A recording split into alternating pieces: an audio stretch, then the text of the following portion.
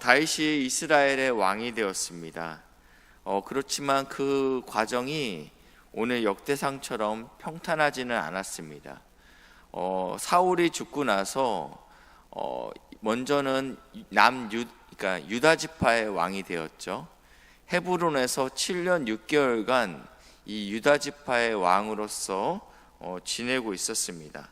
그러나 하나님께서 이 모든 상황 가운데 8년 만에 온 이스라엘의 왕이 될 수 있게끔 인도하셨습니다. 더 이상 다윗은 헤브론에서 자신의 어떠한 정치를 펼치지 않았습니다. 남한과 북한이 만약에 통일이 된다면 수도를 정하는 문제들이 있을 것이라고 생각이 듭니다. 남한에서는 어차피 서울에서 계속 수도를 했기 때문에 계속 서울에서 하는 게 맞다라고 생각할 수 있지만, 또 북한에 있는 주민들은 그렇게 생각하지 않겠죠. 무슨 소리입니까? 평양입니다 라고 할 때 어떠한 중간 지점을 찾아야 될 필요가 있습니다. 마찬가지로 이 새로운 이스라엘 12지파의 연합을 고려해서 새로운 땅인 예루살렘을 점령하게 됩니다. 이제는 예루살렘이 정치적으로 굉장히 중요한 도시가 됐습니다. 그러나 이스라엘 백성은 신정국가입니다. 정치가 다가 아니고 결국은 하나님의 뜻이 가장 중요한 나라가 이스라엘이었습니다. 다윗에게는 그러기 위해서는 어떠한 정치적인 명분을 뛰어넘어서 종교적으로도 이 예루살렘에 힘을 실어줘야 될 필요가 있었습니다. 그것이 바로 오늘 사건입니다. 오늘 사건에 하나님의 궤를 예루살렘으로 가져오려는 시도입니다. 1절을 보실까요? 다윗이 천부장과 백부장 곧 모든 지휘관들과 더불어 의논하고, 지금 어떠한 군사적인 이야기들을 하기 위해서 지금 지도자들, 군인들을 불렀다라고 표현하고 있습니다. 그리고 나서 2절입니다. 다윗이 이스라엘의 온 회중에게 이르되 만일 내가 좋게 여기고, 그러니까 여론을 수렴하는 것이죠.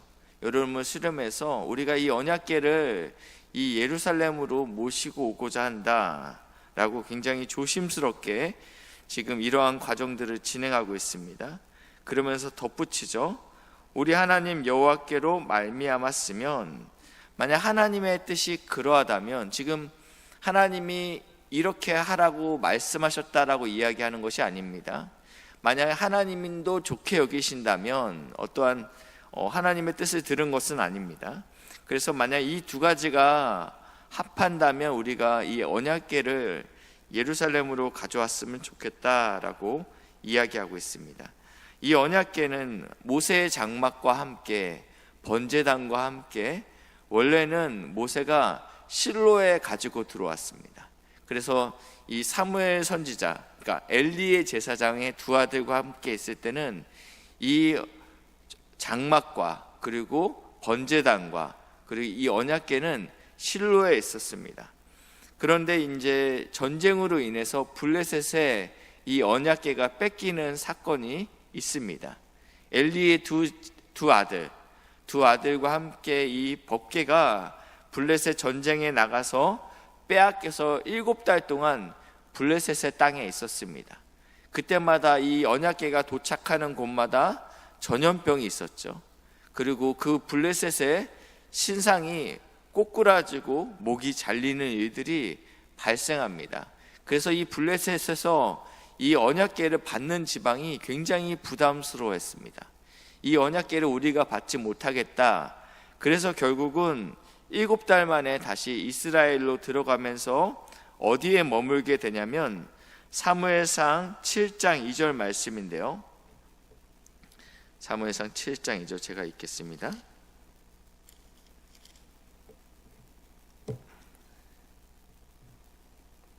(1절부터) 읽겠습니다. 기럇 여아림 사람들이 와서 여호와의 궤를 옮겨 산에 사는 아비나답의 집에 들여놓고 그의 아들 엘리야사를 거룩하게 구별하여 여호와의 궤를 지키게 하였더니 궤가 기럇 여아림에 들어간 날부터 20년 동안 오래 있은지라, 이렇게 기록되어 있습니다. 그러니까 원래 이 언약궤와 장막과 번제단은 한 군데 같이 있었어야 됩니다. 지성소 안에 법궤가 있었어야 되니까요. 그런데 인간의 편의에 따라서 이 법궤가 계속 이동하였습니다. 전쟁에 나갈 때 우리가 전쟁에 불리할 것 같으니까 하나님의 은혜, 하나님의 도우심을 구하기 위해서 이 법궤와 함께 출정하는 것이죠. 그런데 이제 이 법궤가 이 예루살렘에 들어온다면 다윗에게는 굉장한 든든한 어떠한 장치가 되는 것입니다. 그래서 이 법궤를 예루살렘 안으로 가져 들여오는 시도를 지금 오늘 하고 있는 것입니다. 그래서 이제 이 일을 시작했는데 3절입니다. 우리가 우리 하나님의 궤를 우리에게로 옮겨오자.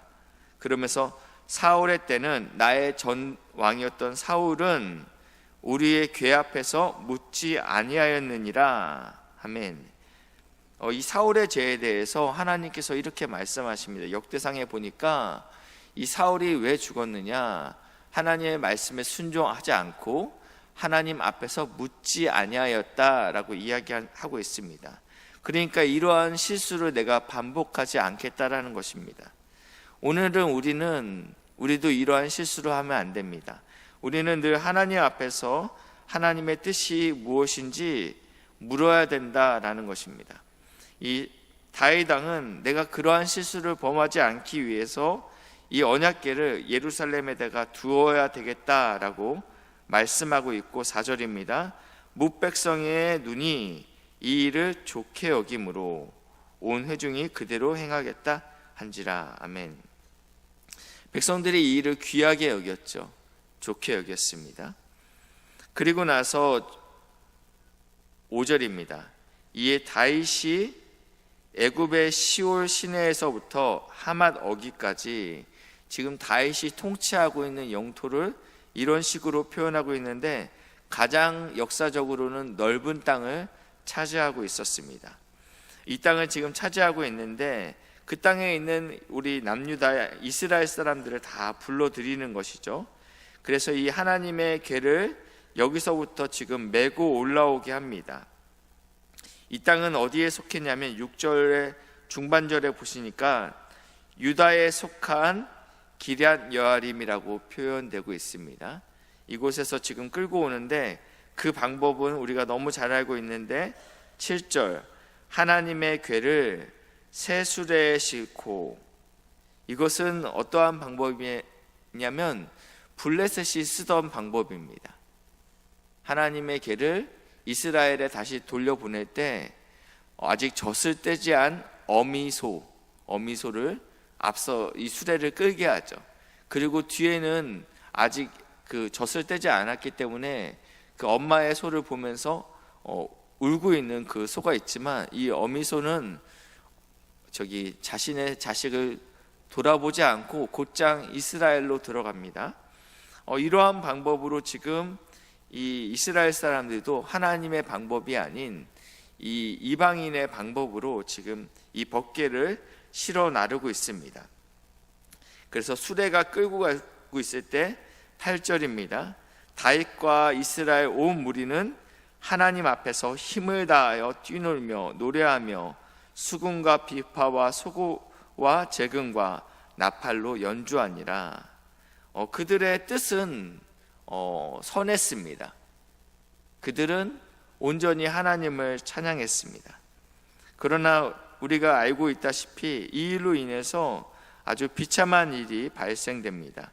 소가 뛰자 이것을 인도하고 있던 우사라고 등장하는데, 이 우사는 누구냐면 이 아비나답의 아들이라고 표현되고 있는데 어떠한 학자는 손자라고 이야기합니다. 왜냐하면 이 언약궤가 지금 이곳에 있은 지 70년이 지났기 때문입니다. 실로를 떠나서 이 전쟁, 블레셋과 이스라엘의 전쟁 때 실로를 떠나서 블레셋에 갔다가 그리고 돌아다니다가 전장을 돌아다니다가 이 아비나답의 집에 있은 지 이미 벌써 70년이 된 것입니다. 그러니까 어려서부터 이 법궤를 계속적으로 봐왔던 사람은 바로 이 우사입니다. 이 웃사는 어떠한 마음이었는지는 모르겠지만 이 괴가 떨어질까봐 이 괴가 떨어지지 않기 위해서 이것을 붙들었습니다. 저희는 이 본문에 굉장히 익숙하죠. 그러면서 저도 어렸을 때 참 하나님 너무하신다, 이게 떨어지면 막아야 되는 게 맞지 않나 라는 생각을 늘 했습니다. 그러나 민수기에 보시면 민수기 14장 15절 말씀인데 읽지는 않겠습니다. 거기에는 이렇게 표현되고 있어요. 거룩한 물건에 닿으면 반드시 죽는다라는 말씀이 있습니다. 이 거룩한 물건은 성전 안에 있는 그런 성물들을 이야기하고 있습니다. 이 법궤는 그 중에서도 가장 지극히 거룩한 지성소 안에 있는 것이죠. 그러니까 하나님의 말씀은 분명하다라는 것입니다. 내 어떠한 동기, 나의 선한 동기와 상관없이 더 중요한 것은 의도가 선하다 할지라도 말씀이 그렇다고 하지 아니하면 그렇지 않은 것입니다. 다시 한번 말씀드립니다. 내가 하고자 하는 내 마음에 의도가 아무리 옳다 하더라도 하나님의 말씀이 그렇지 않으면 그렇지 않은 것이죠. 그래서 하나님께서 이 웃사를 치십니다. 이 일은 어떻게 보면 웃사 한 명의 어떠한 말씀을 지키지 않음으로 인해서 일어난 일처럼 보입니다. 그러나 다윗도 이 안에서 이렇게 표현하고 있죠. 다시 한번 제가 앞으로 넘어가겠는데 2절에 보시니까 여호와께로 말미암았으면, 다윗은 늘 하나님께 먼저 묻습니다. 하나님, 제가 이 전쟁을 해야 되겠습니까? 라고 늘 묻던 사람이 다윗입니다. 그러니까 아직 하나님의 확답을 듣지 못한 상태입니다.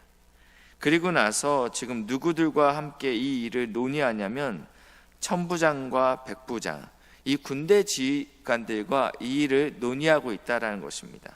왜냐하면 강력한 리더십이 필요했습니다. 사울이 죽고 나서 온 이스라엘이 다윗에게 한꺼번에 돌아온 것이 아닙니다.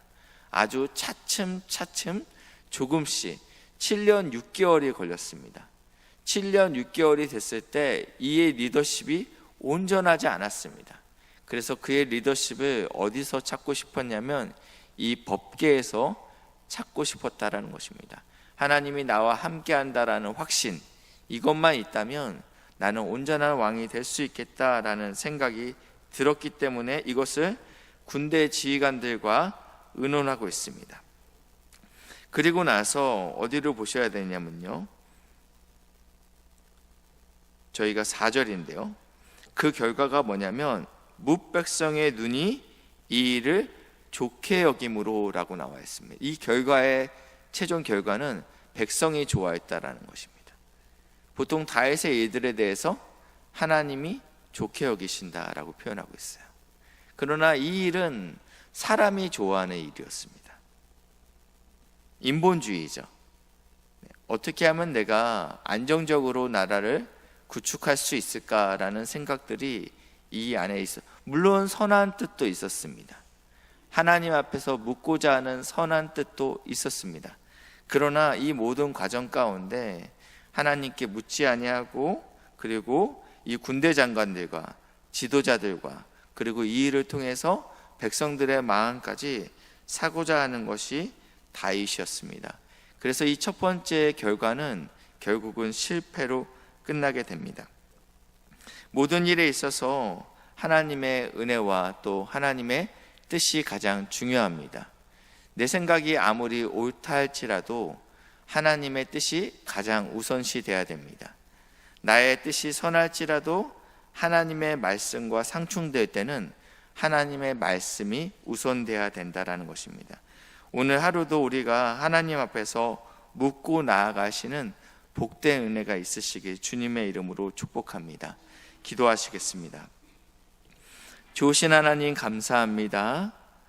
이 새벽에 우리를 불러주셔서 하나님의 뜻을 물을 수 있도록 은혜 주시니 감사합니다. 이제는 예수님께서 십자가에 돌아가심으로 우리가 주의 앞에 담대히 나올 수 있는 복된 은혜를 허락하셨는데, 우리가 늘 하나님의 뜻을 묻고 찾고 구할 수 있는 복된 은혜를 허락하시고 인도하여 주시옵소서. 하나님, 이 나라와 이 민족을 기억하여 주시고 불쌍히 여겨 주시옵소서. 하나님, 복된 신성교회를 귀하게 여기시니 감사합니다. 우리 교회를 향한 주님의 귀한 뜻, 선한 뜻이 이루어질 수 있도록 인도하여 주시옵소서. 투병중인 우리 환우들이 있습니다. 하나님, 찾아가시고 위로하여 주시고 잘 회복될 수 있도록 은혜를 부어주셔서 복된 성전에서 함께 예배드릴 수 있도록 인도하여 주시옵소서. 감사드리며 예수님의 이름으로 기도했습니다. 아멘.